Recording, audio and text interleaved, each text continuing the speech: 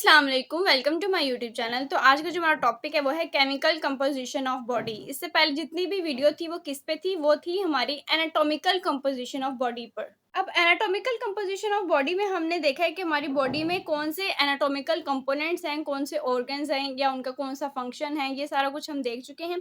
तो इस वीडियो में हम स्टार्ट करेंगे उसकी केमिकल कंपोजिशन पे कि हमारी बॉडी में वो कौन से केमिकल्स हैं, कौन से कंपोनेंट्स हैं, कौन से एलिमेंट्स हैं जिनसे हमारी जो बॉडी है वो अपने प्रॉपर फंक्शन को परफॉर्म कर रही है। सो बॉडी की कंपोजिशन देखें, जैसे कि यहाँ पे शो की गई है कि हमारी जो बॉडी है वो 62% किससे बनी हुई है, वाटर से।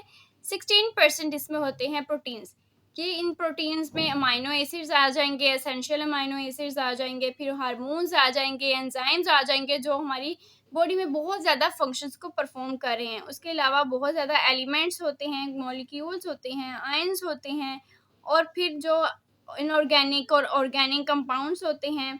अब इसमें 1% किसका होगा, कार्बोहाइड्रेट्स का होगा। इसके अलावा 16% हमारी बॉडी में फैट होती है और 6% होते हैं इसमें मिनरल्स। इसके अलावा इसमें आ जाएगा पोटाशियम जो 0.4% होता है, सल्फर 0.2 होता है, सोडियम इसमें 0.2% होगा, क्लोरीन इसमें 0.2% होगा, मैग्नीशियम इसमें 0.1% होगा, और अदर्स जो होते हैं लेस देन 1। अब अदर्स में आ जाएंगे वो ट्रेस एलिमेंट जो कि बहुत ज़्यादा माइनर क्वांटिटीज में प्रेजेंट होते हैं, लेकिन वो बॉडी के लिए बहुत ज़्यादा एसेंशियल होते हैं। सो अब स्टार्ट करते हैं। सबसे पहले जो मेन कंपोनेंट है या कह लें जो बेसिक कंपोनेंट है वो है atom. So what is atom. अब केमिकल कंपोजिशन है तो इसमें क्या आ रही है, केमिस्ट्री आ रही है। सो हमारी बॉडी की जो केमिस्ट्री है आज हम उसको देखेंगे। सो एटम क्या है, atom are the basic building blocks of matter. They are the smallest unit of element that still retain the properties of that element. So atom क्या है, बेसिकली ये हमारे बिल्डिंग ब्लॉक्स हैं जिन्होंने मिल के हमारे एलिमेंट्स को बनाना है, मॉलिक्यूल्स को बनाना है या कंपाउंड्स को बनाना है, जिन्होंने फर्दर हमारी बॉडी में डिफरेंट फंक्शंस को परफॉर्म करना है। जस्ट लाइक एक हाउस की फॉर्मेशन में जो ब्रिक्स फंक्शन करती हैं, वैसे ही हमारा जो एटम है वो किसी भी एलिमेंट्स, कंपाउंड, मॉलिक्यूल को फॉर्म करने में एज अ ब्रिक के तौर पे एक्ट कर रहा है, कि वो उसका बिल्डिंग ब्लॉक है जिसने मिल के हमारे एलिमेंट्स को बनाना है। अब एटम्स में ये प्रॉपर्टीज होती हैं कि वो मिल के जो एलिमेंट बनाएंगे उसके हर एटम में उस एलिमेंट की प्रॉपर्टीज होंगी। सो अगर हम एग्जांपल दें H2 की, तो इसमें क्या है कि इसमें 2 हाइड्रोजन एटम्स हैं जिन्होंने मिल के हमारे हाइड्रोजन मॉलिक्यूल को बनाया है। सो यहाँ पे जो हाइड्रोजन एटम थे वो एज अ ब्रिक के तौर पे या as a building block act कर रहे थे, और जिन्होंने मिलकर हमारी हाइड्रोजन गैस को बनाया है। Atoms are composed of sub atomic particles, protons, neutrons and electrons. Protons have a positive charge, neutrons are neutral and electrons have negative charge. So atoms के भी फर्दर यूनिट्स होते हैं जिसको हम कहेंगे सब एटॉमिक पार्टिकल्स। इसमें आ जाएंगे प्रोटॉन्स, न्यूट्रॉन्स एंड इलेक्ट्रॉन्स। सो ये है एटम का स्ट्रक्चर, जिसमें क्या होता है कि इसके सेंटर में होता है न्यूक्लियस। जैसे हमारे सेल के सेंटर में न्यूक्लियस होता है, इस तरह हमारे एटम के सेंटर में भी एक न्यूक्लियस होता है। अब इस न्यूक्लियस में क्या होगा कि हमारे जो 2 सब एटॉमिक पार्टिकल्स हैं जिसमें प्रोटॉन्स एंड न्यूट्रॉन्स आ जाएंगे। प्रोटॉन्स को हम P से डोनेट करेंगे, न्यूट्रॉन्स को हम N से डोनेट करेंगे। तो ये दोनों चीज़ें कहाँ पे प्रेजेंट होती हैं, उसके न्यूक्लियस पे। सो ये बेसिकली हमारे एटम का न्यूक्लियस है जहाँ पे प्रोटॉन्स एंड न्यूट्रॉन्स प्रेजेंट होते हैं। अब इनके अलावा जो थर्ड कंपोनेंट है वो है इलेक्ट्रॉन्स, और इलेक्ट्रॉन प्रेजेंट होता है इसी न्यूक्लियस के इर्द गिर्द। क्या होते हैं, ऑर्बिटल्स होते हैं या वैलेंस शेल्स कह लें, कुछ इस तरह के। तो वहाँ पे प्रेजेंट होते हैं हमारे इलेक्ट्रॉन्स। सो न्यूक्लियस में क्या है, प्रोटॉन्स और न्यूट्रॉन्स हैं, और इसके अराउंड क्या होंगे, ऑर्बिट होंगे। ऑर्बिट कह लें इसको, वैलेंस शेल्स कह लें, एनर्जी शेल्स कह लें, वहाँ पे प्रेजेंट होते हैं हमारे इलेक्ट्रॉन्स। सो जहाँ पे भी एटम की बात होगी वहाँ कुछ पॉइंट होंगे जो एटम से रिलेटेड होंगे। उसमें है atomic number, atomic mass, isotope, ions. ये सारी चीज़ें हमारे एटम से रिलेटेड हैं और इनको मेमोराइज करना बहुत इंपॉर्टेंट है एक एटम के बारे में सब कुछ जानने के लिए। सो सबसे पहले है एटॉमिक नंबर। अब एटॉमिक नंबर क्या है? Sum of proton. सो एक एटम में जितने भी प्रोटॉन्स होंगे वो उसका एटॉमिक नंबर होगा। फॉर एग्जांपल अगर हाइड्रोजन है उसमें एक प्रोटॉन है तो वो उसका एटॉमिक नंबर है। अगर कार्बन है उसमें 6 प्रोटॉन है तो वो उसका एटॉमिक नंबर होगा। एंड सेकंड में आ जाता है एटॉमिक मास। एटॉमिक मास क्या है? Sum of protons and neutrons. Atomic number क्या था? उसमें जितने भी प्रोटॉन्स प्रेजेंट है। अब है एटॉमिक मास, उसमें जितने नंबर ऑफ प्रोटॉन्स है प्लस जितने न्यूट्रॉन्स हैं। सो जब भी एक एलिमेंट का फॉर्मूला देखें तो वहां ऊपर होगा एटॉमिक नंबर और उसके नीचे ही उसका एटॉमिक मास दिया होगा। नेक्स्ट है the number of neutrons and electrons can change. यहाँ पे एक और इम्पोर्टेंट बात है कि हमारे एटम जो है उसका नंबर ऑफ प्रोटॉन है वो सेम रहता है, लेकिन जो उसके number of neutrons and electrons हैं वो चेंज हो सकते हैं। और उनके चेंज होने से फर्दर 2 कंपोनेंट्स बनते हैं, एक है आइसोटोप एंड सेकंड है आयंस। अगर नंबर ऑफ न्यूट्रॉन चेंज होंगे तो वो क्या होगा? आइसोटोप बनेगा, और अगर नंबर ऑफ इलेक्ट्रॉन चेंज होंगे तो वो आयन बनेंगे। तो सबसे पहले आइसोटोप को देख लेते हैं। तो बेसिकली यहाँ पे वंस अगेन हम अगर हाइड्रोजन की एग्जांपल दें तो सिंपल हाइड्रोजन जो होता है उसमें क्या होता है कि एक नंबर ऑफ प्रोटॉन होता है लेकिन 0 नंबर ऑफ न्यूट्रॉन होते हैं। एंड इसी तरह हमारे हाइड्रोजन का सेकंड आइसोटोप है जिसको हम H2 कहेंगे, और फिर है H3। H1 में जो नंबर ऑफ प्रोटॉन थे वो 1 थे और नंबर ऑफ न्यूट्रॉन थे वो 0 थे। सेकंड में क्या होगा कि नंबर ऑफ प्रोटॉन सेम रहेंगे क्योंकि उसने चेंज नहीं होना, लेकिन जो न्यूट्रॉन के नंबर है वो भी 1 हो जाएगा। और फिर लास्ट पे क्या होगा कि प्रोटॉन का जो नंबर है वो 1 रहेगा, लेकिन जो नंबर ऑफ न्यूट्रॉन है वो भी 2 हो जाएंगे। जैसे कि यहाँ पे शो किया है कि ये इसके एटॉमिक मास में, अगर हम इसके आइसोटोप के एटॉमिक मास में देखें तो 1 2 3 आता है। सो यहाँ पे 1 अगर देखें तो बेसिकली वो सम ऑफ प्रोटॉन्स एंड न्यूट्रॉन्स थे जो कि 1 बनता था, यहाँ पे 2 बनता था और यहाँ पे 3 बन रहा है। सो ये हैं आइसोटोप्स ऑफ हाइड्रोजन जिनका नाम है प्रोटियम, ड्यूट्रियम एंड ट्राइटियम। सो इस तरह नंबर ऑफ प्रोटॉन सेम रहेंगे, और अगर नंबर ऑफ न्यूट्रॉन जो हैं वो डिफर करेंगे तो वो क्या करेंगे? डिफरेंट टाइप ऑफ आइसोटोप्स को बनाएंगे। अब सेकंड जो कंपोनेंट है वो है आयन। अब आयन में क्या है? Change the number of electrons. So ions कैसे बनते हैं? बेसिकली जो हमारा एटम है वो हर टाइम यही ट्राई करता रहता है कि वो स्टेबल कंडीशन में रहे। उसकी जो स्टेबिलिटी है वो उसके लिए बहुत मैटर करती है। उसको स्टेबल रहने के लिए उसके जो वैलेंस शेल्स होते हैं, लाइक जो उसके ऑर्बिटल्स होते हैं, उनमें जो नंबर ऑफ इलेक्ट्रॉन्स होते हैं उनका इवन होना या उनका कंप्लीट होना बहुत इम्पोर्टेंट होता है। सो अगर यहाँ पे एग्जांपल लें हमारे सोडियम की, ठीक है, तो उसमें कितने ऑर्बिटल्स आ जाएंगे? 3 ऑर्बिटल्स आ जाएंगे। सो इन ऑर्बिटल को देखने से पहले हम एक और बात जो बहुत इंपॉर्टेंट है वो देख लेते हैं, और वो ये है कि हर ऑर्बिटल में कितने नंबर ऑफ इलेक्ट्रॉन जो हैं वो फिल हो सकते हैं, और उसके लिए एक फार्मूला है 2n2। अब ये जो n है यहाँ पे क्या आएगा? हमारा नंबर ऑफ ऑर्बिटल कि फर्स्ट है, सेकंड है या थर्ड है। सो अगर हम फर्स्ट का देख लें तो यहाँ पे हम पुट करेंगे 1, और इसके जो कैलकुलेशन के बाद आंसर होगा वो 2 होगा। सो हमारा जो फर्स्ट ऑर्बिटल है उसमें सिर्फ 2 इलेक्ट्रॉन्स आ सकते हैं। अगर हम सेकंड इलेक्ट्रॉन को देखें तो यहाँ n की जगह हम 2 रखेंगे क्योंकि ये सेकंड ऑर्बिटल है, तो यहाँ पे आ जाएगा 8। तो सेकंड ऑर्बिटल में सिर्फ 8 इलेक्ट्रॉन फिल हो सकते हैं। तो इस तरह हमारे जितने भी नंबर ऑफ ऑर्बिटल्स हैं उनमें कितने इलेक्ट्रॉन्स आते हैं वो हम कैलकुलेट कर सकते हैं। और सोडियम में कितने इलेक्ट्रॉन प्रेजेंट होते हैं? इसमें प्रेजेंट होते हैं 11 इलेक्ट्रॉन्स। सो अब इन 11 इलेक्ट्रॉन्स को फिल करते हैं तो फर्स्ट ऑर्बिटल में आ गए 2 इलेक्ट्रॉन्स, फिर उसके बाद सेकंड में आ जाएंगे 1 2 3 4 5 6 7 8, और सेकंड ऑर्बिटल में 8 आ गए। सो सेकंड ऑर्बिटल में 8 आने के बाद ये टोटल कितने हो गए? 8 सेकंड में और फर्स्ट पे 2, ये टोटल 10 हो गए, और सिर्फ एक इलेक्ट्रॉन है जो हमारे थर्ड ऑर्बिटल में आएगा। इसी तरह हम बात कर ले क्लोरीन एटम की, तो इसमें कितने इलेक्ट्रॉन्स प्रेजेंट होते हैं? 17 इलेक्ट्रॉन प्रेजेंट होते हैं। तो इसके भी ऑर्बिटल्स अगर हम फिल कर लें तो फर्स्ट पे 2, फिर सेकंड में आ जाएगा 8, तो ये हो जाएंगे टोटल 10। 10 के अलावा जो बाकी 7 है वो उसके लास्ट ऑर्बिटल में आ जाएंगे। तो ये है सोडियम एटम और ये है क्लोरीन एटम। अब इसमें क्या चीज नोटिस करने वाली है कि इसके आउटर मोस्ट में 1 इलेक्ट्रॉन है और इसके आउटर मोस्ट में 7 है। अब एक एटम को स्टेबल रखने के लिए उसका जो आउटर मोस्ट ऑर्बिट है उसमें 8 इलेक्ट्रॉन्स का होना बहुत जरूरी है। इसको हम कहेंगे ऑक्टेट रूल, जिसमें एक एटम अपने वैलेंस शेल्स में या आउटर मोस्ट शेल में 8 इलेक्ट्रॉन्स को कंप्लीट करता है ताकि वो स्टेबल रहे। तो यहाँ पे सोडियम को अपने आउटर मोस्ट वैलेंस शेल्स में 8 को पूरा करने के लिए ये एक जो बाहर है इसको डोनेट करना पड़ेगा और इसको 8 पूरा करने के लिए किसी से एक लेना पड़ेगा।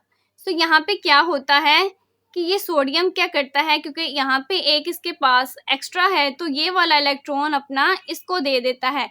तो यहाँ से एक निकलेगा तो पीछे 8 बाकी रह जाएंगे और यहाँ पे एक ऐड होगा तो इसके भी आउटर मोस्ट ऑर्बिटल में 8 आ जाएंगे। तो इस तरह ये दोनों स्टेबल हो जाएंगे। लेकिन क्या होगा, इलेक्ट्रॉन के ट्रांसफर होने से ये बन जाएंगे आयंस। अब वो आयन जो इलेक्ट्रॉन देता है वो क्या होता है, वो पॉजिटिव हो जाता है, क्योंकि इसमें इलेक्ट्रॉन चार्ज था। तो जैसे इसमें इलेक्ट्रॉन निकलेगा तो इसमें पॉजिटिव चार्ज आ जाएगा और सेकंड एटम जहाँ पे एक एक्स्ट्रा इलेक्ट्रॉन जाता है उसमें आ जाएगा नेगेटिव चार्ज। सो यहाँ पे जो सोडियम है वो क्या बन जाएगा, पॉजिटिव आयन, या इसको हम कैटायन भी कहेंगे। एंड सेकंड क्लोरीन क्या बन जाएगा, नेगेटिव आयन, जिसको हम एनाइन भी कहते हैं। सो बेसिकली आयंस तब बनते हैं जब एक एटम या तो इलेक्ट्रॉन को लूज करेगा या उसको गेन करेगा और इसके लूज और गेन करने के अकॉर्डिंग उस पर चार्ज आएगा, या फिर वो या तो कैटायन होगा या फिर एनाइन होगा। एटम्स क्या है, बिल्डिंग ब्लॉक्स हैं जिन्होंने एक बिल्डिंग को बनाना है जो कि है एलिमेंट्स। लेकिन एक और चीज है कि वो कौन सी चीज है जो उन दोनों को आपस में जोड़ के रखेंगी। जस्ट लाइक एक बिल्डिंग में जो ब्रिक्स होती हैं उनको आपस में कनेक्ट करने के लिए या उनको एक दूसरे के साथ जोड़ के रखने के लिए हमें सीमेंट की जरूरत होती है। इस तरह हमारे एलिमेंट्स में एटम्स को जोड़ के रखने के लिए उसमें बॉन्ड्स की जरूरत होती है, उसमें अट्रैक्टिव फोर्सेस की जरूरत होती है। तो यहाँ पे ये 3 टाइप्स ऑफ बॉन्डिंग है। केमिकल बॉन्ड्स क्या होते हैं, बेसिकली ये interaction of valence shells electron between 2 or more atoms. So atoms के बीच में जो बॉन्डिंग होती है वो होती कैसे है, ये होती है because of valence shells electron. Bond determined by number of electrons needed to complete outer orbital. जैसे कि हम पहले भी इसको डिस्कस कर चुके हैं कि एक एटम को स्टेबल रखने के लिए उसके आउटर मोस्ट जो ऑर्बिटल है उसमें जो इलेक्ट्रॉन होते हैं वो कंप्लीट होने चाहिए। अगर किसी भी एटम में जो number of electron outer orbital में कंप्लीट नहीं है या स्टेबल नहीं है, उनकी जो रेशियो होती है इलेक्ट्रॉन्स एंड प्रोटॉन्स की वो इक्वल नहीं है, तो क्या होता है कि वो एटम अपना जो इलेक्ट्रॉन है वो किसी को या तो डोनेट कर लेगा या किसी से ले लेगा। तो इस तरह जो हमारी केमिकल बॉन्डिंग होती है वो बेसिकली डिटरमिन होती है by number of electrons present in outermost shell या वैलेंस शेल। अब वो नंबर ऑफ इलेक्ट्रॉन कैसे बॉन्डिंग को डिटरमिन करते हैं वो भी हम देख लेते हैं वन बाय वन करके। सो सबसे पहले स्टार्ट करते हैं हमारे कोवलेंट बॉन्ड से। सो कोवलेंट बॉन्ड को हम शेयरिंग बॉन्ड भी कह सकते हैं, बिकॉज कोवलेंट बॉन्ड में एटम समझते हैं शेयरिंग इज केयरिंग। तो वो क्या करते हैं कि अपने इलेक्ट्रॉन्स को आपस में शेयर कर देते हैं ताकि दोनों एटम्स के जो आउटर मोस्ट ऑर्बिट में इलेक्ट्रॉन्स हैं वो कंप्लीट हो जाएं। यहाँ पे एक एग्जांपल दें हम H2 की।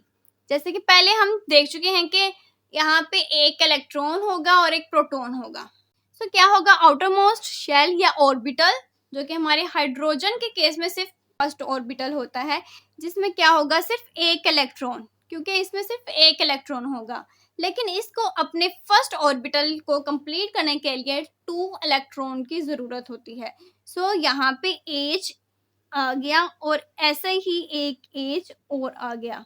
अब इन दोनों को ही अपने ऑर्बिटल को कंप्लीट करने के लिए, अपने वैलेंस शेल्स को कंप्लीट करने के लिए एक एक इलेक्ट्रॉन की जरूरत है।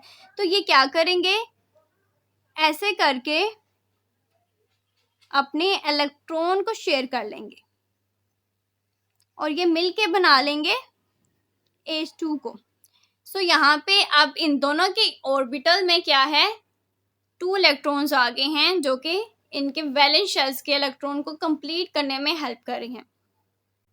सो इस तरह ये एक स्टेबल मॉलिक्यूल बन गया है, एक स्टेबल एलिमेंट बन गया है।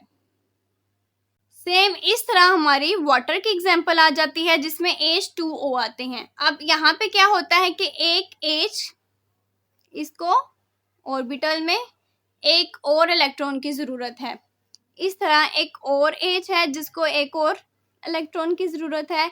और यहाँ पे आ जाता है हमारा ऑक्सीजन, और ऑक्सीजन में जो नंबर ऑफ इलेक्ट्रॉन्स होते हैं वो होते हैं 8।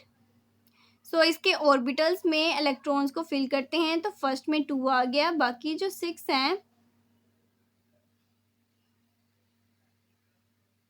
वो उसके आउटर मोस्ट ऑर्बिटल में आ गए। अब यहाँ पे इसको आउटर मोस्ट जो ऑर्बिटल, जो इसका सेकंड ऑर्बिटल है, उसमें 8 इलेक्ट्रॉन को फिल करना है ताकि ये स्टेबल हो सके। तो ये क्या करता है कि ये यहाँ पे अपने साथ हाइड्रोजन को अटैच करके उनके साथ अपने इलेक्ट्रॉन्स को शेयर करता है। सो बेसिकली क्या होगा कि एक हाइड्रोजन एटम इसके साथ अपना इलेक्ट्रॉन शेयर करेगा, तो ये दोनों मिलके इसके 8 इलेक्ट्रॉन को पूरा कर देंगे। पहले तो 6 इसके पास है थे, 2 हाइड्रोजन की वजह से इसके आउटर मोस्ट जो ऑर्बिटल है उसमें 8 इलेक्ट्रॉन्स हो जाएंगे। इसी तरह हाइड्रोजन में भी कि एक पहले मौजूद था और एक किसने ऑक्सीजन के साथ शेयर किया हुआ है। तो इस तरह ये मिल के क्या बनाते हैं, हमारे वाटर के मॉलिक्यूल को। सो नेक्स्ट है आयोनिक बॉन्ड। आयोनिक बॉन्ड को हाफ तो हम पहले ही डिस्कस कर चुके हैं। वो कैसे कि जैसे हमने पहले यहाँ पे सोडियम एंड क्लोरीन की एग्जांपल दी थी। बेसिकली क्या होता है कि इन आयंस के बनने के बाद क्या होगा कि इन दोनों के बीच में जो इलेक्ट्रोस्टैटिक फोर्स होगी, जो कि हमारे चार्जेस के दरमियान होती है, वो बहुत ज़्यादा इंक्रीज हो जाएगी, जिसकी वजह से ये दोनों मिलके एक कंपाउंड को बना लेंगे जो कि कौन सा होगा, NaCl। और NaCl बेसिकली क्या है, टेबल सॉल्ट है, कॉमन सॉल्ट है जो हम यूज़ करते हैं हमारे कुकिंग में। सो यहाँ पे क्या होता है कि जैसे हमारे कोवलेंट बॉन्ड में इलेक्ट्रॉन्स को शेयर किया गया था, वैसे ही हमारे आयोनिक बॉन्ड में ट्रांसफर ऑफ इलेक्ट्रॉन होगा। यहाँ पे शेयरिंग नहीं होगी, यहाँ पे ट्रांसफर होगा। यहाँ पे एक एटम दूसरे को अपने इलेक्ट्रॉन को ट्रांसफर कर रहा है, तो यहाँ ट्रांसफर होने की वजह से 2 आयंस बन जाएंगे, जिनकी वजह से क्या होगा, 2 आयंस के बाद उनके बीच में जो इलेक्ट्रोस्टैटिक फोर्सेस होती हैं उनकी चार्जेस की वजह से इंक्रीज हो जाएंगी और ये मिल के एक कंपाउंड को बना देंगे। इस तरह ये हमारे NaCl को बना रहे हैं। तो कोवलेंट में क्या थी, शेयरिंग थी, और यहाँ पे ट्रांसफर ऑफ इलेक्ट्रॉन्स आ रहा है। और लास्ट पे जो बॉन्डिंग है वो है हाइड्रोजन बॉन्डिंग। अब हाइड्रोजन बॉन्डिंग जो है ये बहुत स्पेशल टाइप ऑफ बॉन्डिंग है, क्योंकि यहाँ बेसिकली सिंपली ना तो उसकी इलेक्ट्रॉन्स की शेयरिंग हो रही है और ना ही उसका ट्रांसफर हो रहा है। यहाँ पे क्या होता है कि अगर हम एग्जांपल ले लें वाटर की, तो वाटर में क्या होता है कि जो ऑक्सीजन है वो हाईली इलेक्ट्रोनेगेटिव है। इलेक्ट्रोनेगेटिव का मतलब है कि ये वो वाला एटम है या एलिमेंट है जो कि इलेक्ट्रॉन्स को अपनी तरफ अट्रैक्ट करता है। तो इसकी अट्रैक्शन की वजह से क्या होगा कि इस पे नेगेटिव चार्ज आ जाएगा और जो हाइड्रोजन है उस पे स्लाइटली पॉजिटिव चार्ज आ जाएगा। तो इसकी स्लाइटली पॉजिटिव चार्ज की वजह से क्या होगा कि कोई भी ऐसा एटम जो है जो इलेक्ट्रोनेगेटिव है उसकी तरफ हमारा ये हाइड्रोजन आयन जो है वो अट्रैक्ट होगा। फॉर एग्जांपल यहाँ पे अगर हम अल्कोहल की बात कर ले, तो जो अल्कोहल में OH ग्रुप है तो उस ग्रुप की तरफ हमारा ये जो H है वो अट्रैक्ट होगा। इसी तरह हमारे इस OH के साथ बॉन्डिंग बनाएगा, उस बॉन्डिंग को हम कहेंगे हाइड्रोजन बॉन्डिंग, जो कि बेसिकली उसके बीच में जो फोर्सेस होती हैं, अट्रैक्टिव फोर्सेस, उसकी वजह से हुई हैं। अब इसी वजह से because of this hydrogen bonding जो अल्कोहल है वो हमारे वाटर में सोल्यूबल होता है। सो इस तरह hydrogen bonding a special type of bonding बन जाती है। सो यहाँ तक था एटम, आयंस और आइसोटोप्स और डिफरेंट टाइप ऑफ बॉन्डिंग। अब नेक्स्ट हम अपने केमिकल कंपोजिशन में देखते हैं मॉलिक्यूल्स को। अब मॉलिक्यूल्स क्या है? A molecule is a group of 2 or more atoms that are chemically bonding together. So यहाँ पे एक पॉइंट आ जाता है जो कि बहुत इंपॉर्टेंट है कि हमने एलिमेंट्स में देखा कि एलिमेंट्स क्या है, ग्रुप ऑफ एटम्स, और यहाँ मॉलिक्यूल्स में भी हम देख रहे हैं कि क्या है, ये ग्रुप ऑफ एटम्स है। लेकिन एलिमेंट्स में क्या होता है, जो ग्रुप होता है वो सेम एटम से बना होता है। लाइक अगर हाइड्रोजन है तो वो हाइड्रोजन से ही बना होगा, हाइड्रोजन ने मिल के हाइड्रोजन गैस को बनाना है। लेकिन जो मॉलिक्यूल है वो डिफरेंट एटम से बना होता है। जैसे कि वाटर के एग्जांपल है कि एक यहाँ पे आ जाता है ऑक्सीजन का एटम एंड 2 आ जाते हैं hydrogen atom. These atoms can be of the same element और डिफरेंट एलिमेंट्स। अब एक और इम्पोर्टेंट बात है कि जरूरी नहीं है कि मॉलिक्यूल डिफरेंट से ही बना होगा, ये सेम एलिमेंट से भी बनता है और डिफरेंट एलिमेंट से भी बनता है। Molecules are the smallest unit of a compound that retain the chemical properties of that compound.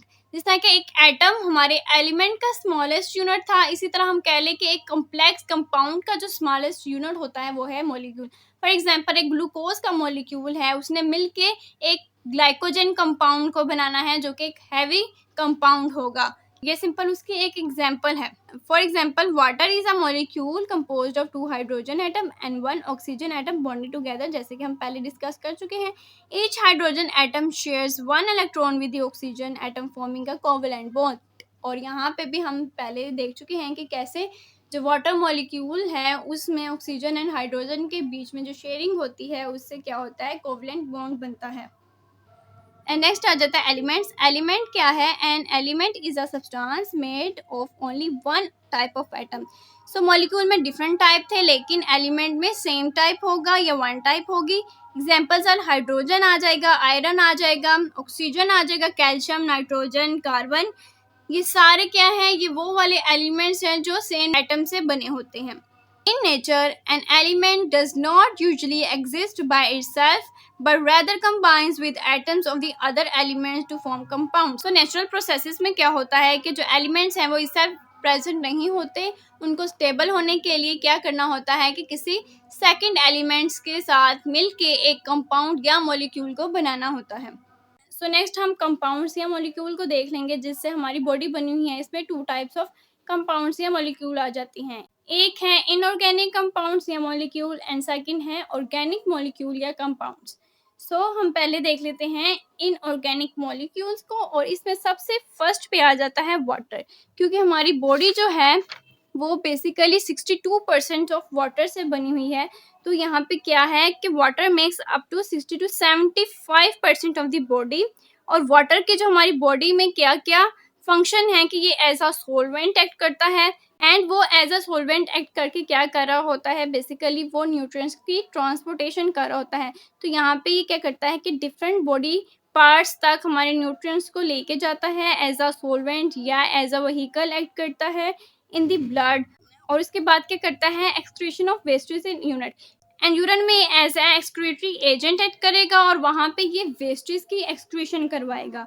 Next second है कि एज अ लुब्रिकेंट एक्ट करता है। लुब्रिकेंट की कैसे एक्ट कर रहा होता है कि डाइजेस्टिव ट्रैक्ट में प्रेजेंट होता है म्यूकस। अब म्यूकस में भी वाटर कंटेंट प्रेजेंट होता है। तो वहाँ पे जो वाटर प्रेजेंट होगा वो म्यूकस के थ्रू हमारे डाइजेस्टिव ट्रैक्ट में लुब्रिकेशन को प्रोवाइड करेगा। फिर है इसमें कि हमारी बॉडी का जो टेम्परेचर है उसको भी चेंज करता है। फॉर एग्जांपल अगर बॉडी बहुत ज़्यादा हॉट हो गई है तो क्या होता है, स्वेटिंग होती है। तो अगर हम स्वेट की कंपोजिशन देखें तो उसमें भी एक लार्ज जो पोर्शन होता है वो वाटर का होता है। तो इस तरह ये हमारे बॉडी टेम्परेचर को भी चेंज करता है। Temperature slowly and prevent sudden change in body temperature absorbs body. So ये क्या कर रहा है कि ये हमारी बॉडी के जो टेम्परेचर है उसको मॉनिटर कर रहा होता है, ना तो उसको सडन राइज होने देता है और ना ही उसको ज़्यादा लो होने देता है। एंड वाटर के बाद जो सेकंड बेसिक इनऑर्गेनिक मॉलिक्यूल है वो है ऑक्सीजन, जो कि एटमॉस्फेयर में 21% प्रेजेंट होती है, एसेंशियल फॉर सेलुलर रेस्पिरेशन।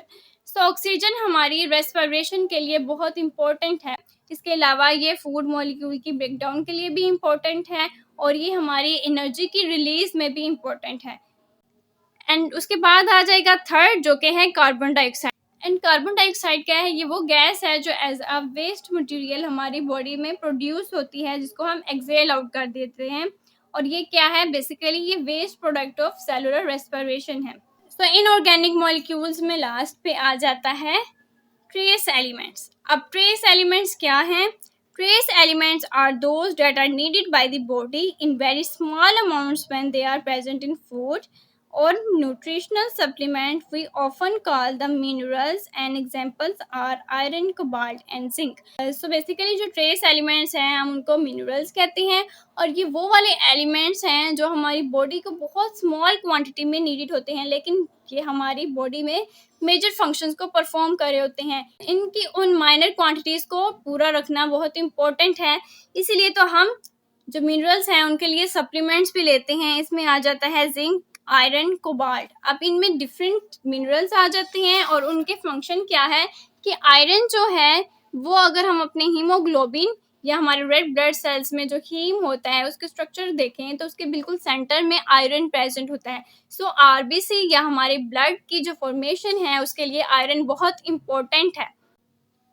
ये हमारी बॉडी को वो एनर्जी प्रोवाइड करता है, क्योंकि ब्लड ने ही ऑक्सीजन प्रोवाइड करनी होती है और बहुत ज़्यादा फंक्शन परफॉर्म करने होते हैं, तो आयरन से हमारी बॉडी जो है वो एनर्जी गेन करती है। फिर सेकंड आ जाएगा कोबाल्ट। जस्ट लाइक आयरन, जो कोबाल्ट है वो हमारे आरबीसीज की प्रोडक्शन के लिए बहुत इंपॉर्टेंट है। फिर आ जाएगा जिंक।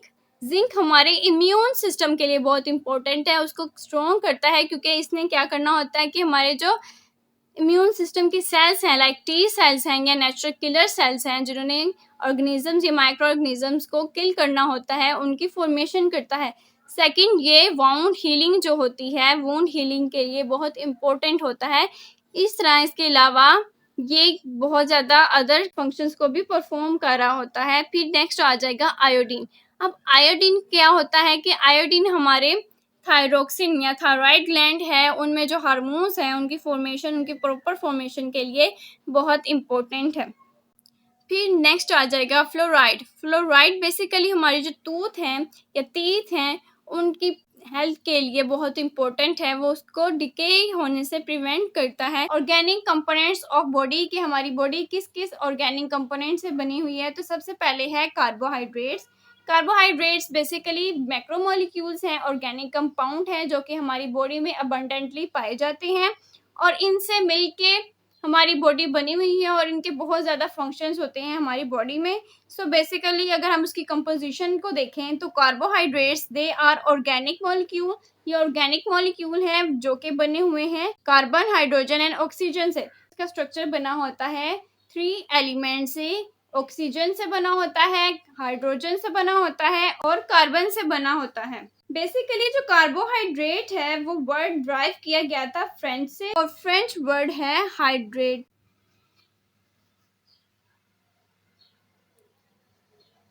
हाइड्रेट दे कार्बन, और इसका मतलब है हाइड्रेट्स ऑफ कार्बन। तो इसके स्ट्रक्चर में कार्बन के हाइड्रेट्स होते हैं, इसलिए इसको हम कहते हैं कार्बोहाइड्रेट्स। इसके अलावा हम कार्बोहाइड्रेट्स को पॉलीहाइड्रोक्सी एल्डिहाइड्स भी कहते हैं। क्या कहते हैं? Poly hydroxy aldehydes. अब इसको हम पॉलीहाइड्रोक्सी एल्डिहाइड इसलिए कहते हैं क्योंकि अगर हम कार्बोहाइड्रेट का फार्मूला देखें तो वो कुछ इस तरह होता है।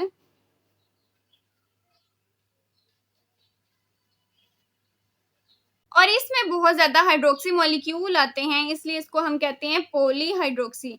Poly means many, hydroxy means कि बहुत ज़्यादा हाइड्रोक्सिक ग्रुप होते हैं, और इसको एल्डिहाइड्स कहते हैं।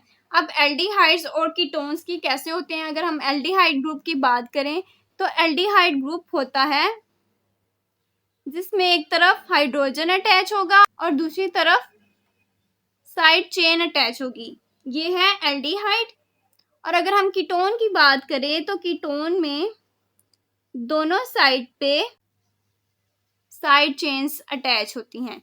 सो कार्बोहाइड्रेट्स या तो पॉलीहाइड्रोक्सी कीटोन्स होंगे या पॉलीहाइड्रोक्सी एल्डिहाइड्स होंगे, लेकिन मोस्ट कॉमनली क्या होते हैं? पॉलीहाइड्रोक्सी एल्डिहाइड्स होती हैं। हम कार्बोहाइड्रेट की डिवीजन को देख लेते हैं। कार्बोहाइड्रेट्स को 4 डिवीजन में डिवाइड किया गया है। सबसे पहले है मोनोसेक्राइड्स, फिर आते हैं डाइसेक्राइड्स, फिर आते हैं ओलिगोसेक्राइड्स एंड देन आते हैं पॉलीसेक्राइड्स। अब monosaccharides, disaccharides and oligosaccharides and polysaccharides इनको क्यों कहते हैं वो देख लेते हैं। तो सबसे पहले है मोनोसेक्राइड्स। अब मोनोसेक्राइड्स ये नेम ड्राइव किया गया है ग्रीक से, जिसमें मोनो मीन्स वन है एंड सकारी मीन्स सैकराइड्स का मतलब है शुगर। तो इसमें क्या होगा, सिर्फ वन मॉलिक्यूल ऑफ शुगर होगा और इसको इसलिए हम सिंपल शुगर भी कहते हैं। अब इसकी मोस्ट कॉमन एग्जांपल है ग्लूकोज, जिसको हम ब्लड शुगर कहते हैं, जो कि मोस्ट कॉमनली हमारी बॉडी यूज करती है एनर्जी को गेन करने के लिए। सो ग्लूकोज क्या है, एक हेक्सोस है। अब हेक्सोस क्या है, अगर मोनोसेक्राइड्स में 3 कार्बन होंगे तो उसको हम कहेंगे ट्रायोस, अगर 4 होंगे तो उसको हम कहेंगे टेट्रोस, अगर 5 होंगे तो पेंटोस कहेंगे और अगर 6 होंगे तो उसको हेक्सोस कहेंगे। सो ग्लूकोज क्या है, एक हेक्सोस है, मतलब कि इसमें 6 कार्बन एटम्स हैं, जैसे कि इसके फार्मूले में भी शो किया गया है कि इसमें C6 मतलब कि 6 कार्बन है, ईच 12 मीन्स के 12 हाइड्रोजन के मॉलिक्यूल हैं और 6 ही ऑक्सीजन के मॉलिक्यूल हैं। सो यहाँ पे देखेंगे हम ग्लूकोज का फार्मूला। सबसे पहले हम इसके नंबर ऑफ कार्बन्स को पूरा करेंगे, तो इसमें कितने कार्बन है, 6 कार्बन है। ग्लूकोज है वो एल्डिहाइड है और एल्डिहाइड में क्या होता है कि एक जगह एच होता है और उसके साथ एक साइड पे अटैच होती है साइड चेन। सो ये एच है और ये जो कार्बन की चेन है बेसिकली ये साइड चेन या ऑर्गेनिक चेन है। और उसके बाद हमने इसमें कार्बन के बॉन्ड्स पूरे करते हुए एच ओ एच को लगाना है। और कार्बन के कितने बॉन्ड्स होते हैं, 4 बॉन्ड्स होते हैं।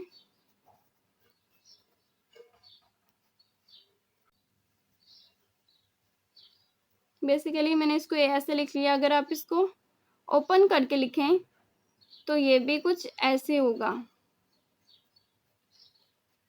जिसमें ये H2 हो गए और एक OH का ग्रुप होगा और ये है हमारा ग्लूकोज, जो कि सिंपल एक मोनोसेक्राइड। और मोनोसेक्राइड्स बेसिकली क्या है, सिंपल शुगर है, मींस कि इसके बाद हम इसको फर्दर डिवाइड नहीं कर पाएंगे। ये वो वाली टाइप है जो हमारी बॉडी डायरेक्ट यूज कर सकती है। फिर है डाइसेक्राइड, जैसे कि नेम शो कर रहा है di, di means 2, saccharides mean sugar molecule. So ये वो कार्बोहाइड्रेट्स होंगे जिसमें 2 मॉलिक्यूल्स ऑफ शुगर होंगे। और वो कौन कौन से शुगर होंगे, हेक्सोस मीन्स कि उनमें भी 6 कार्बन एटम्स आएंगे। और इसकी एग्जांपल है सुक्रोज, लैक्टोज, मेल्टोज। अब सुक्रोज क्या है, ये है हमारी टेबल शुगर, जिसको हम कॉमनली अपने कुकिंग में यूज करते हैं। सुक्रोज किससे बनी हुई है, ग्लूकोज के मॉलिक्यूल से एंड फ्रुक्टोज के मॉलिक्यूल से। बेसिकली ये दोनों क्या है, मोनोसेक्राइड्स हैं, लेकिन ये दोनों मॉलिक्यूल मिलके डाइसेक्राइड्स को बना रहे हैं। तो इस तरह जो हमारी डाइसेक्राइड्स हैं इनकी हम फर्दर ब्रेक डाउन करके मोनोसेक्राइड्स को भी गेन कर सकते हैं, जो कि ग्लूकोज और फ्रुक्टोज होगा in the case of sucrose. फिर जो लैक्टोज है ये बना हुआ है ग्लैक्टोज और ग्लूकोज से।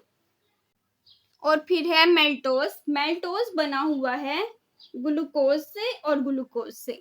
सो यहाँ पे 2 मॉलिक्यूल ऑफ ग्लूकोज से मिलेगा हमारा माल्टोज। तो ये एग्जांपल है डाइसेक्राइड्स की, और वो किन किन मोनोसेक्राइड से मिलके बनाए हुए हैं हमने वो भी देख लिया। और यहाँ पे लिखा हुआ है कि जो डाइसेक्राइड्स हैं are digested to monosaccharides, means के जब इसकी डाइजेशन होगी तो इनकी ब्रेक डाउन होगी इनटू मोनोसेक्राइड्स। सो ये जिस जिस मोनोसेक्राइड से मिलके बने हैं, जैसे कि सुक्रोज अगर ग्लूकोज एंड फ्रुक्टोज से मिलके बना हुआ है तो उनकी ब्रेक डाउन के बाद हमें 2 मॉलिक्यूल मिलेंगे, जिसमें से एक होगा ग्लूकोज का और एक होगा फ्रुक्टोज का। नेक्स्ट है ओलिगोसेक्राइड्स। अब oligo means few, saccharides mean sugar components या मॉलिक्यूल। सो इसमें क्या होगा, फ्यू मॉलिक्यूल्स ऑफ शुगर होंगे। Oligosaccharides consist of from 3 to 20 monosaccharides. तो ये 3 to 20 मोनोसेक्राइड्स से बने होते हैं। They are antigen on the cell membrane that identify cells as self. हमारी बॉडी में अगर कोई बाहर से चीज आएगी या बाहर से कोई सेल आएगा तो बॉडी उस पर अटैक कर देगी, लेकिन बॉडी अपने खुद के सेल पे अटैक नहीं करती। और उसको कैसे पता चलता है कि ये सेल मेरा है या नहीं है, बिकॉज कि हमारे सेल के ऊपर एक स्पेशल एंटीजन होता है जो कि उसको बताता है कि ये हमारा सेल्फ सेल है। तो वो बेसिकली ओलिगोसेक्राइड्स हैं जो कि सेल्स की सरफेस पे एंटीजेंस को बनाते हैं, जो कि उसको उसकी रिकॉग्नाइजेशन के लिए बहुत इंपॉर्टेंट है।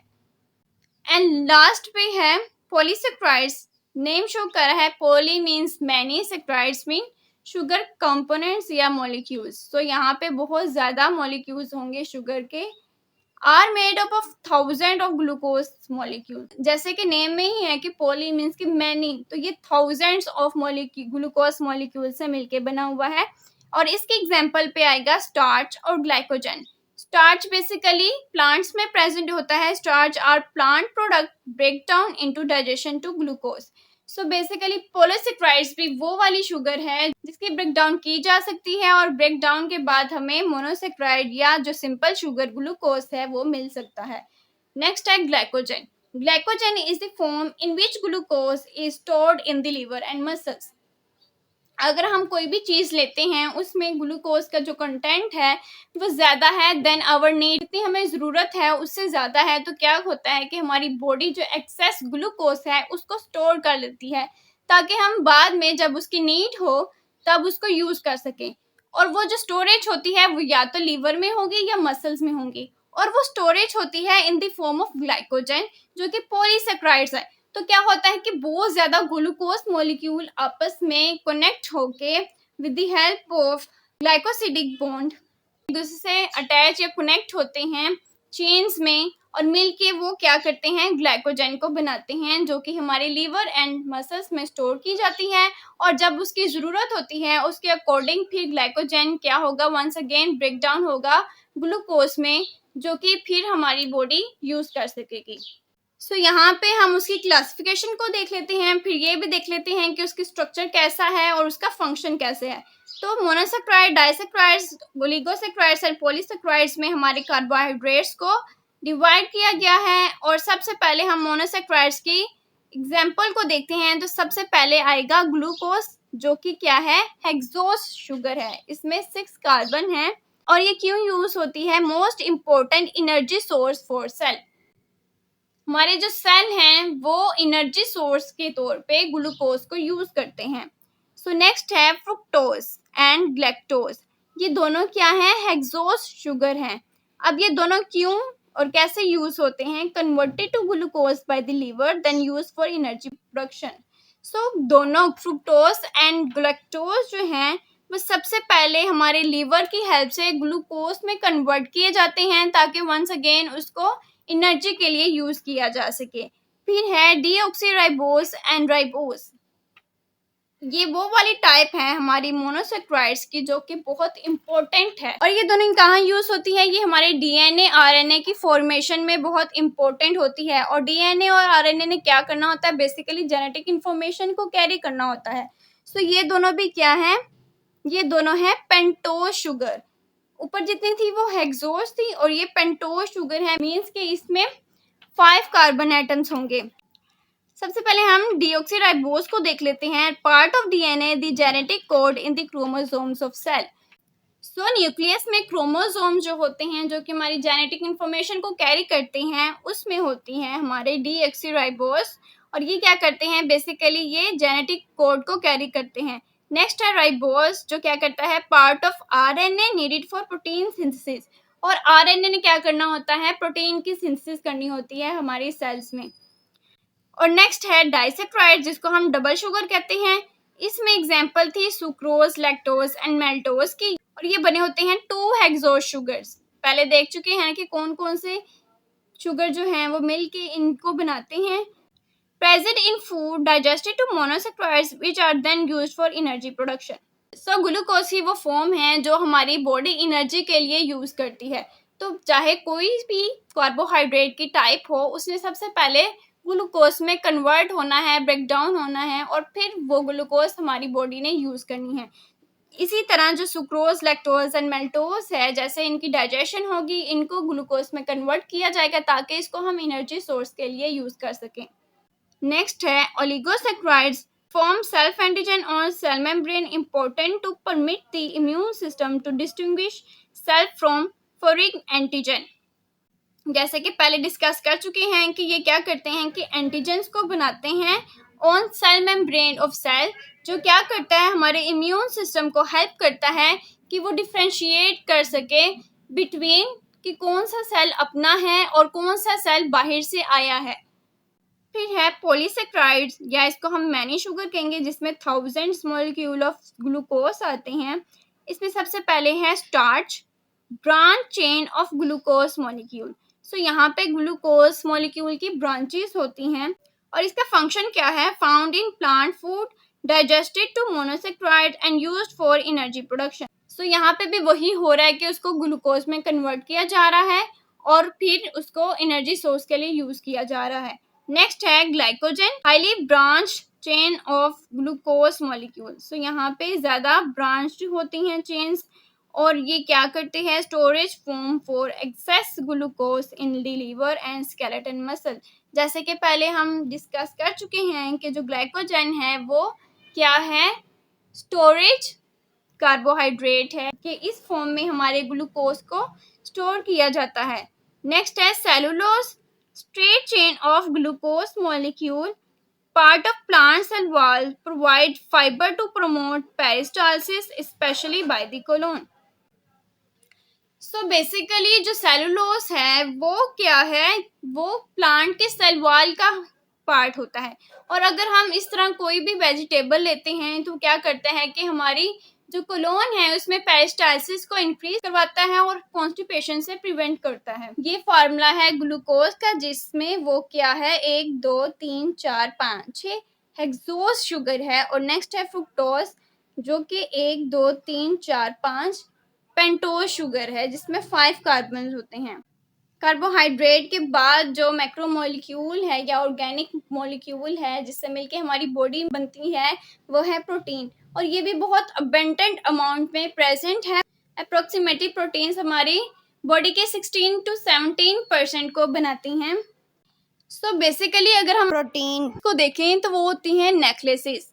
नेकलेसेस किसके, अमाइनो एसिड्स के। और amino acids as a bead के तौर पे एक्ट कर रहे होते हैं, जिन्होंने मिलके हमारे प्रोटीन्स को स्ट्रक्चर करना होता है या उनको बनाना होता है। और बेसिकली कितने अमाइनो एसिड्स होते हैं, 20 अमाइनो एसिड्स होते हैं जो कि मिलके ह्यूमन प्रोटीन्स को बनाते हैं। बेसिकली होती तो वो 20 हैं, लेकिन उनकी सीक्वेंसेस ऐसे होते हैं कि एक प्रोटीन में 1000 मॉलिक्यूल्स ऑफ अमाइनो एसिड आ जाते हैं। सो जैसे हमने कार्बोहाइड्रेट की फॉर्मेशन या उसकी कंपोजिशन को देखा था, ऐसे हम अपने प्रोटीन की कंपोजिशन को देखें तो ये बने होते हैं कार्बन से, हाइड्रोजन से, ऑक्सीजन से। इतना तो ये कार्बोहाइड्रेट्स में थे, लेकिन यहाँ पे उसके साथ क्या होता है, नाइट्रोजन भी होता है। सो अगर अमाइनो एसिड का हम फॉर्मूला देखें तो कुछ इस तरह होता है। बेसिकली ये क्या होते हैं, ऑर्गेनिक एसिड होती हैं जिसमें हाइड्रोक्सिल ग्रुप होता है, ये है हाइड्रोक्सिल ग्रुप। उसके साथ क्या होता है, अमाइनो ग्रुप अटैच होता है और ये है अमाइनो ग्रुप। और ये अटैच होता है अल्फा कार्बन के साथ। फिर वो कार्बन जिसके साथ फंक्शनल ग्रुप जो है वो डायरेक्टली अटैच होता है, उसको हम कहते हैं alpha carbon. Peptide bonds join amino acid to one another. So ये है बिल्डिंग ब्लॉक्स जिन्होंने मिलके क्या करना है, प्रोटीन्स को बनाना है। या फिर बीड्स हैं जिन्होंने मिलकर एक प्रोटीन के नेकलेस को बनाना है।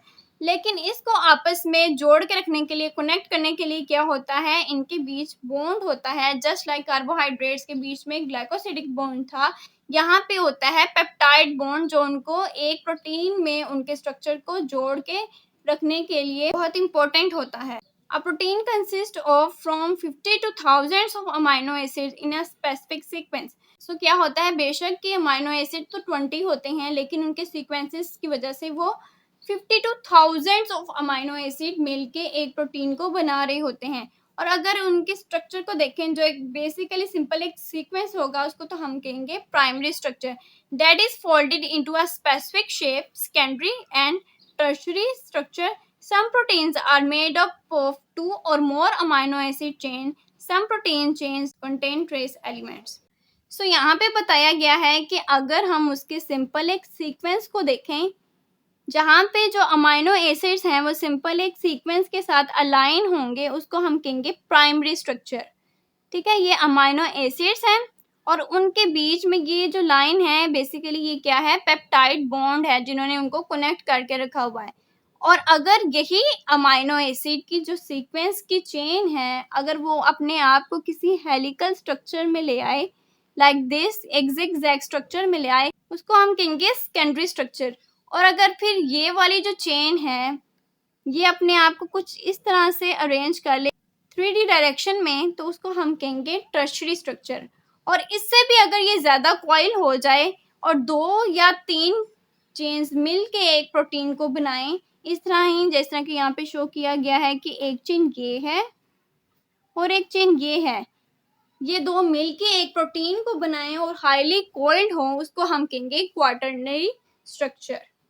अब ये जो चेन्स हैं ये सेम चेन्स भी हो सकती हैं और डिफरेंट चेन भी हो सकती हैं। Amino acid is the excess of the need for protein synthesis are converted to simple carbohydrate और फैट फॉर एनर्जी स्टोरेज या एनर्जी प्रोडक्शन। सो क्या होता है कि अगर बहुत ज़्यादा अमाइनो एसिड्स की कंजप्शन हो गई है कि वो अपनी नीड से ज़्यादा हो गई हैं, जितनी ज़रूरत थी उतनी प्रोटीन बन गई है, तो जो एक्सेस अमाइनो एसिड होते हैं उनको कन्वर्ट किया जाता है या तो कार्बोहाइड्रेट में या लिपिड में, ताकि उनको एनर्जी के लिए यूज़ किया जा सके। एंड इस तरह अमाइनो एसिड एनर्जी की कंजप्शन उनकी स्टोरेज के लिए भी इम्पोर्टेंट है। Enzymes are catalysts which speed up reactions without additional energy. The active site theory is based on the shapes of enzyme and the substrate molecule. These must fit. अब हमारी body में different type of protein present होती हैं। Storage proteins होती हैं, hormonal proteins होती है, defensive proteins होती हैं और होती हैं एंजाइमेटिक प्रोटीन्स। स्टोरेज प्रोटीन्स वो होती हैं जो कि अमाइनो एसिड की स्टोरेज के लिए इंपॉर्टेंट होती हैं। अब डिफेंसिव प्रोटीन में वो प्रोटीन्स आ जाएंगे जो कि हमारे इम्यून सिस्टम में होंगी और इसका क्या फंक्शन होगा, डिफेंस करना। फिर हार्मोन्स आ जाएंगे डिफरेंट, जिन्होंने बॉडी में बहुत ज़्यादा फंक्शन को परफॉर्म करना होता है। और फिर आ जाएंगे एंजाइमेटिक प्रोटीन्स। अब बेसिकली क्या होता है, हमारी बॉडी में बहुत ज़्यादा फंक्शंस को परफॉर्म करवाया जा रहा होता है। उन फंक्शन को कैटालाइज करने के लिए, उनको स्पीड अप करने के लिए हमें डिफरेंट टाइप ऑफ एंजाइम्स की ज़रूरत होती है। अब वो एंजाइम बेसिकली क्या होती हैं, प्रोटीन्स होते हैं। अगर हम इसमें एग्जांपल दें डाइजेशन की, तो डाइजेस्टिव एंजाइम्स होते हैं जिसमें कैटालेज होता है जो कि हमारे ग्लूकोज की हाइड्रोलिसिस या फूड मॉलिक्यूल्स की जो हाइड्रोलिसिस है उसको इंक्रीज करवाता है और ये हमारी एनर्जी को सेव करता है। लेकिन क्या होता है कि अगर हम यहाँ पे एंजाइम के स्ट्रक्चर को देखें तो हर एक एंजाइम का स्पेसिफिक स्ट्रक्चर होता है और उस पे होती है एक्टिव साइट जो कि एक स्पेसिफिक शेप की होती है। तो उस एंजाइम का जो सबस्ट्रेट होगा वो भी उस स्पेसिफिक शेप का होगा ताकि वो उस एक्टिव साइट पे फिट हो सके। तो इनको फिट होना बहुत इम्पोर्टेंट है। अगर ये फिट होंगे तो ही सबस्ट्रेट और एंजाइम का कॉम्प्लेक्स बनेगा और फिर एक रिएक्शन होगा और फिर हमें प्रोडक्ट्स मिलेंगे। जैसे कि यहाँ पे शो किया गया है कि ये क्या है, ये एंजाइम है और ये उसके सबस्ट्रेट हैं। स्पेसिफिक शेप है, जैसे ही वो उसके अंदर फिट होंगे तो क्या होगा, ये मिलके बनाएंगे एंजाइम सबस्ट्रेट का कॉम्प्लेक्स और फिर क्या होगा, यहाँ से हमें अपना प्रोडक्ट मिलेगा।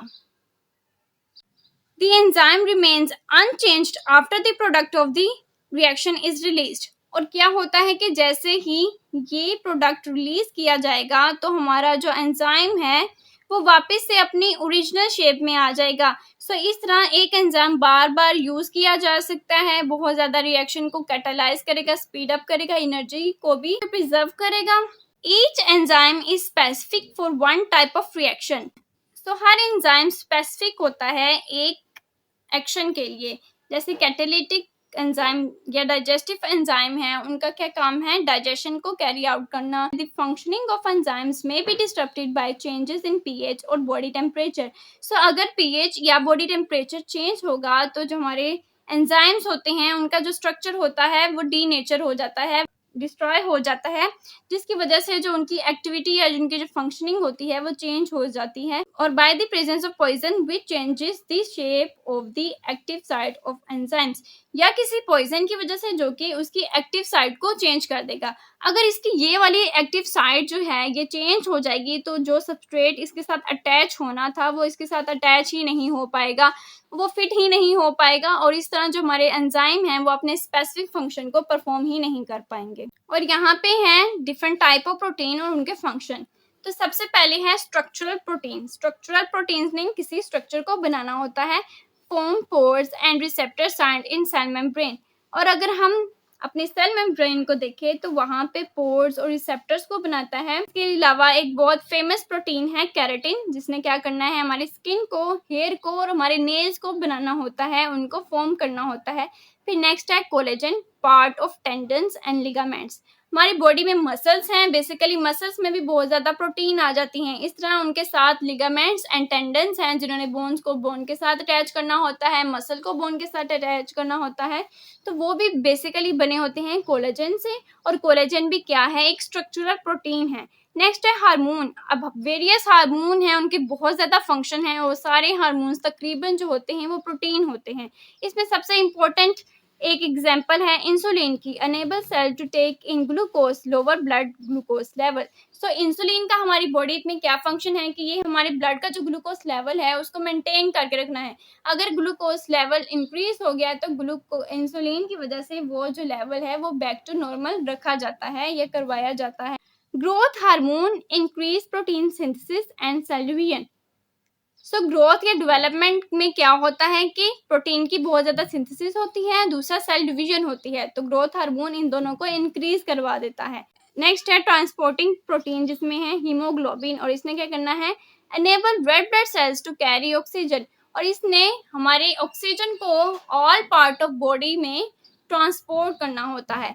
नेक्स्ट है मायोग्लोबिन, एंड मायोग्लोबिन क्या करता है, stored oxygen in muscle cells, और ये हमारे मसल सेल्स में ऑक्सीजन को स्टोर करता है, तो ये स्टोरेज प्रोटीन है। नेक्स्ट है एंटीबॉडीज, ये है defensive protein produced by lymphocytes, ये हमारी वाइट ब्लड सेल से प्रोड्यूस की जाती है। लेबल पैथोजेंस फॉर डिस्ट्रक्शन, और इसका फंक्शन होता है कि पैथोजेंस जो हैं या जो एंटीजेंस हैं उनको लेबल करना, ताकि जो हमारा इम्यून सिस्टम है उन पे अटैक कर सके। नेक्स्ट है myosin and actin, muscle structure and contraction. So basically ये स्ट्रक्चरल प्रोटीन है, और इनका फंक्शन क्या है कि मसल के स्ट्रक्चर को बनाना और दूसरा उसमें कंट्रैक्शन करवाना।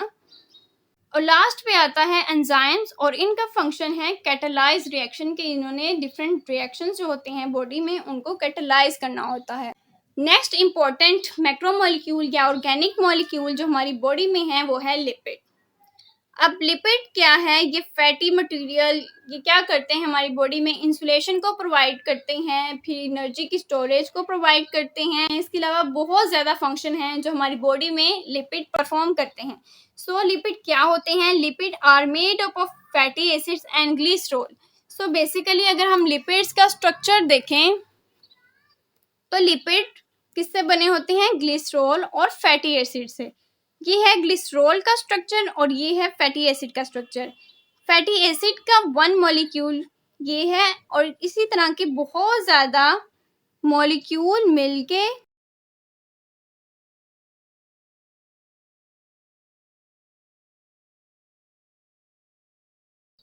एक लिपिड में आए होते हैं। सो बेसिकली लिपिड ग्लिसरॉल और फैटी एसिड्स की चेन से मिलके बने होते हैं। तो सबसे पहले है फैट्स एंड ऑयल, जिसको हम ट्राइग्लिसराइड्स भी कहेंगे। बेसिकली ट्राइग्लिसराइड्स भी क्या होते हैं, बिल्डिंग ब्लॉक्स होते हैं जिन्होंने मिलके लार्जर लिपिड्स को फॉर्म करना होता है। Fats and oils are formed from one molecule of glycerol and 3 fatty acids molecule. So basically ये ट्राइग्लिसराइड्स हैं, तो इस तरह पता चल रहा है कि इसमें एक ग्लिसरॉल होगा, लेकिन ट्राई है तो इसमें 3 फैटी एसिड्स के मॉलिक्यूल आएंगे। और यहाँ पे हम देख लेते हैं कि कैसे ग्लिसरॉल और ट्राई फैटी एसिड से या 3 मॉलिक्यूल ऑफ फैटी एसिड से ट्राइग्लिसराइड बनते हैं। कि यहाँ से इस तरह करके 3 मॉलिक्यूल्स ऑफ वाटर जो हैं वो निकलेंगे, और इनके बीच इस O की हेल्प से एक बॉन्ड बनेगा जिसको हम कहेंगे ईस्टर बॉन्ड, जो ग्लिसरॉल और फैटी एसिड को एक ट्राइग्लिसराइड में एक साथ जोड़ के रखेगा। सो ये इस तरह एक ट्राइग्लिसराइड का मॉलिक्यूल है वो बनता है। They serves a concentrated source of energy in the body. Fats also serve as insulation protecting organs and tissue. एक तो ये हमारी बॉडी में as a energy source act कर रहे हैं, दूसरा कि ये इंसुलेशन को प्रोवाइड कर रहे हैं। फैट जो है वो इंसुलेशन को प्रोवाइड करता है एंड हमारी बॉडी में जो हीट होती है उसको प्रिजर्व करता है, और उसके अलावा ये हमारे ऑर्गन्स को प्रोटेक्ट करता है। हमारे ऑर्गन्स के बाहर होती है फैटी लेयर जो कि ऑर्गन्स को कुशन इफेक्ट प्रोवाइड कर रही होती है। अब क्वेश्चन फैक्ट क्या होता है कि कोई भी फोर्स अगर हमारे ऑर्गन्स के ऊपर या बॉडी पे अप्लाई की जा रही है तो उस फैटी लेयर की वजह से वो जो फोर्स है वो एब्जॉर्ब हो जाती है और जो हमारे ऑर्गन्स हैं वो किसी भी डैमेज से बच जाते हैं। नेक्स्ट है phospholipids. Phospholipid are a major component of cell membrane. So हमारी सेल मेम्ब्रेन है वो बनी होती है लिपिड बाइलेयर से और हर लेयर में क्या होते हैं फॉस्फोलिपिड्स। सो इस तरह ये हमारे सेल मेम्ब्रेन का बहुत इंपॉर्टेंट कंपोनेंट है। They consist of a glycerol molecule and 2 fatty acid chain.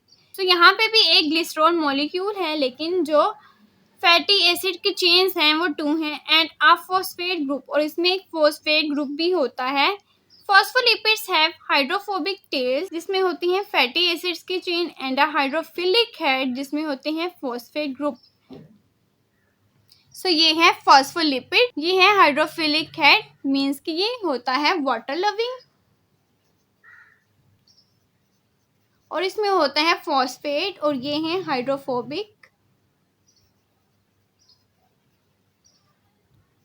Means कि वाटर हिटिंग, और इसमें होती हैं फैटी एसिड्स की chain which allow them to form the lipid bilayer of a cell membrane. और इस तरह ये मिलके लिपिड बाइलेयर बनाती हैं इन अ सेल मेम्ब्रेन जिसमें जो आउटर सरफेस होती है वो हाइड्रोफिलिक होती है बिकॉज वो हाइड्रोफिलिक हेड से बनी होती हैं, और जो अंदर पोर्शन होता है वो हाइड्रोफोबिक होता है क्योंकि वहाँ पे हाइड्रोफोबिक चेन्स होती हैं या टेल्स होती हैं। नेक्स्ट है steroids. Steroids are lipid characterised by 4 ring structure. And steroid lipid की वो फॉर्म होती है जिसमें होते हैं रिंग स्ट्रक्चर। सो यहाँ पे जो स्टीरॉयड हैं वो डिफरेंट रिंग से मिलके बनी होती हैं। लाइक किस तरह डिफरेंट चेन्स ऑफ रिंग्स आएंगी। सो इस तरह करके हमारे स्टीरॉयड का स्ट्रक्चर होता है, और इसके एग्जाम्पल में है cholesterol which is a component of cell membrane.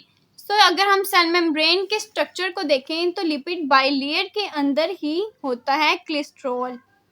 सो इस तरह ये भी हमारे सेल मेम्ब्रेन को फॉर्म करने में अपना रोल प्ले कर रही होती है and precursor for the synthesis of steroid hormones. इसके अलावा जो स्टीरॉयड हार्मोन हैं सच एज एस्ट्रोजन हो गया या टेस्टोस्टेरोन हो गया, उसमें भी जो स्टीरॉयड हैं वो बहुत इंपॉर्टेंट रोल प्ले करते हैं।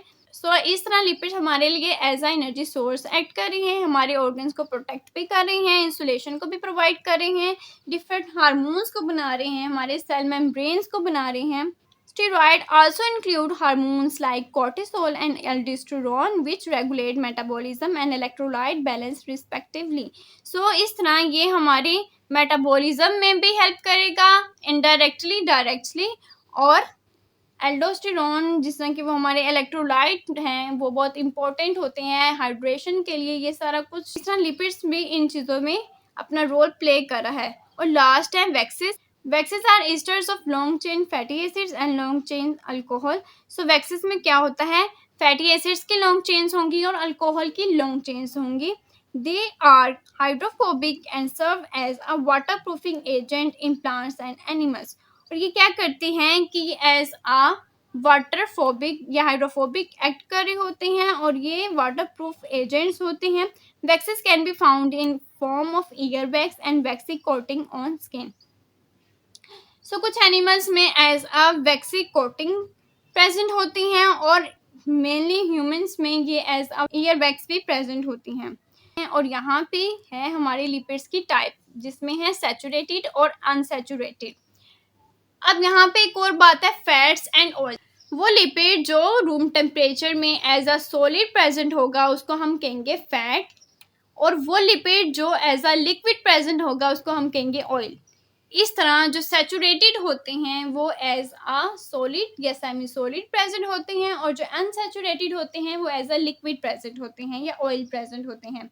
अब इसमें सैचुरेटेड एंड अनसैचुरेटेड में क्या फ़र्क होता है कि यहाँ पे सैचुरेटेड में जो हाइड्रोजन का नंबर होता है वो बहुत ज़्यादा होता है, लेकिन जो अनसैचुरेटेड होती हैं उसमें जो हाइड्रोजन का नंबर बहुत कम होता है। कि यहाँ सैचुरेटेड में उसके फंक्शनल ग्रुप के अलावा कोई भी डबल बॉन्ड नहीं होता, जिसकी वजह से एक कार्बन के 4 बॉन्ड पूरे करने के लिए जो हाइड्रोजन है उनकी क्वांटिटी जो है वो ज़्यादा होती है। लेकिन यहाँ पे अनसैचुरेटेड में क्या होता है कि उसके फंक्शनल ग्रुप के अलावा भी उसके जो चेन्स होती हैं उसमें डबल या ट्रिपल बॉन्ड प्रेजेंट होते हैं, जिसकी वजह से यहाँ पे उसके जो कार्बन के 4 बॉन्ड जो हैं वो इस डबल बॉन्ड की वजह से विदाउट नीड ऑफ हाइड्रोजन पूरे हो जाते हैं, जिसकी वजह से हाइड्रोजन का जो नंबर है वो कम हो जाता है। फिर है लास्ट टाइप ऑफ मैक्रोमोलिक्यूल या ऑर्गेनिक मॉलिक्यूल जो हमारी बॉडी में प्रेजेंट है, वो है nucleic acid. Nucleic acid are macromolecule essential for storing, transmitting, expressing genetic information in living organism. So nucleic acid क्या है? बेसिकली एक मैक्रोमोलिक्यूल है जो कि हमारी जेनेटिक इंफॉर्मेशन की स्टोरिंग के लिए, उसके ट्रांसमिटिंग के लिए बहुत इंपॉर्टेंट है। अब न्यूक्लिक एसिड है डीएनए और आरएनए। डीएनए और आरएनए बेसिकली क्या है? ये हमारे जेनेटिक इंफॉर्मेशन को कैरी करने वाले बहुत इंपॉर्टेंट मैक्रोमोलिक्यूल्स हैं। अब नेक्स्ट है न्यूक्लिक एसिड के कंपोनेंट्स कि न्यूक्लिक एसिड किस किस चीज़ से बना हुआ है। और न्यूक्लिक एसिड की टाइप्स को देखें तो डीऑक्सीराइबोन्यूक्लिक एसिड है जिसको हम डीएनए कहेंगे, और राइबोन्यूक्लिक एसिड है जिसको हम आरएनए कहेंगे। ये उसकी 2 टाइप्स हैं। सो अब इसकी फॉर्मेशन या उसकी कंपोजिशन या उसकी कंपोनेंट्स को देख लेते हैं। तो वो 3 कंपोनेंट्स से मिलके बना हुआ है, जिसमें सबसे पहले है nitrogenous base. This components can be adenine, guanine, cytosine, thymine. 4 nitrogenous bases होती हैं डीएनए में और 4 ही होती हैं आरएनए में। सो फर्स्ट 4 जिसमें adenine, guanine, cytosine and thymine है, ये हमारे डीएनए में प्रेजेंट होती हैं। लेकिन आरएनए में क्या होता है कि यहाँ पे थायमिन जो है वो रिप्लेस कर दी जाती है यूरासिल से। सो यहाँ पे कौन कौन सी नाइट्रोजीनियस बेसिस आएंगी? आरएनए में आ जाएंगी एडेनिन, गुआनिन, साइटोसिन और यूरासिल। यहाँ पे थायमिन नहीं होगी। The sequence of these basis carries the genetic code. और इन बेसिस की सीक्वेंस जो होता है वो हमारे जेनेटिक कोड को कैरी करता है। नेक्स्ट इसमें एक कंपोनेंट है पेंटोज शुगर, जिसमें राइबोज और डीऑक्सीराइबोज जो हम पहले ही कार्बोहाइड्रेट में डिस्कस कर चुके हैं, इसको हम कहेंगे pentose sugar. Nucleotides contain a 5 carbon sugar, either deoxyribose or ribose, which forms the backbone of the nucleic acid chain. तो इन्होंने क्या करना है? उसकी बैकबोन को फॉर्म करना है, और ये डीऑक्सीराइबोस होगी in the case of DNA और राइबोस होगी in the case of RNA. और लास्ट कंपोनेंट है phosphate group. This group links nucleotides together through phosphodiester bonds forming the backbone of the nucleic acid molecules. और ये भी क्या करता है कि 2 जो स्ट्रैंड या न्यूक्लियोटाइड्स होते हैं उनको आपस में कनेक्ट करता है। कैसे? फॉस्फोडाइएस्टर बॉन्ड्स बना के। और इस तरह ये डीएनए की या जो न्यूक्लिक एसिड्स होते हैं, न्यूक्लिक एसिड मॉलिक्यूल होते हैं, उनकी बैकबोन को फॉर्म करते हैं। और ये है डीएनए स्ट्रक्चर। यहाँ पे ये जो राइबोस होंगे ये उसकी स्ट्रैंड्स या उसके न्यूक्लियोटाइड्स को बनाएंगे, ठीक है, और इसके साथ अटैच होंगे फॉस्फेट ग्रुप। तो ये दोनों मिलके हमारे बैकबोन को बना रही हैं। और उनके यहाँ और उनके साथ यहाँ सेंटर में बेसिस आ जाएंगी। और बेसिस होती हैं वो एज अ पेयर आती हैं। अब फर्स्ट पेयर जिसमें 3 डबल बॉन्ड आएंगे बीच में, वो होंगे गुआनिन एंड साइटोसिन। फिर आएंगे एडेनिन, थायमिन जिनमें डबल बॉन्ड होगा। सो गुआनिन एंड साइटोसिन में ट्रिपल बॉन्ड और एडेनिन एंड थायमिन में डबल बॉन्ड। सो इस तरह यहाँ इनके सीक्वेंस जो हैं वो चेंज होते जाएंगे। और इस तरह जो डीएनए होगा उसमें जो जेनेटिक कोड होगा वो प्रिजर्व होगा।